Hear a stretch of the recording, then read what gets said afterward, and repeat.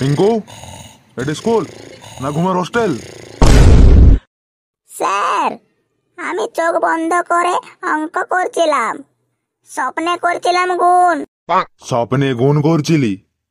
তোকে এখন বাস্তবে গুনে গুনে মারবো আমি। এই চুপ কর সবাই, পড়ার সময় শুধু দুষ্টুমি। এই বল দেখি, আম মানে কি? স্যার, আম হলো ফলের রাজা, কিন্তু পরীক্ষায় সব ছাত্রের কাল।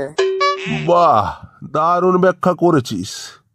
তাহলে এখন এই আম দিয়ে 3 পাতার একটা রচনা লিখে ফেলতো। স্যার, আমি রচনা লিখতে গেলেই আম সত্য হয়ে যায়।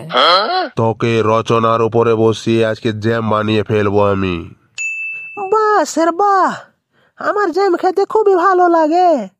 আপনি যদি জ্যাম বানান, আমাকে একটা ডাব্বায় পুরে দিয়ে দিবেন, আমি বাড়িতে নিয়ে গিয়ে খাবো। হতচ্ছাড়া, পড়াশুনোর নাম নেই, শুধু বদমাশি হচ্ছে। চল, একটা তাহলে আমাকে কবিতা বলে শোনা। আমি বলছি স্যার, আমি আতা গাছে তোতা পাখি, ডালিম গাছে মো। স্যার, মন দিয়ে শুনবেন। আতা গাছে তোতা পাখি, ডালিম গাছে মো।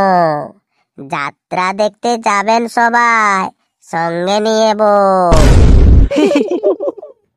হতচ্ছাড়া, এটা কবিতা হয়েছে?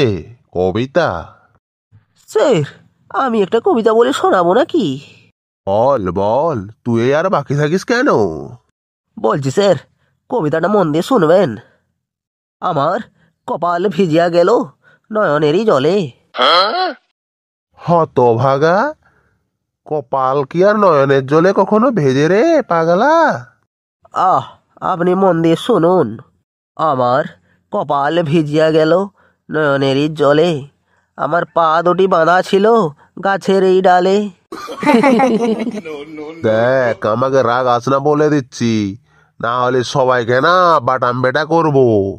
কেন স্যার, আপনি কি কাঠের মিস্ত্রি যে বাটাম পিটবেন? হতচ্ছাড়া, মেরে না আদা বাটা করে দেবো। কেন স্যার, আপনি কি হামানদিস্তা যে আদা বাটবেন?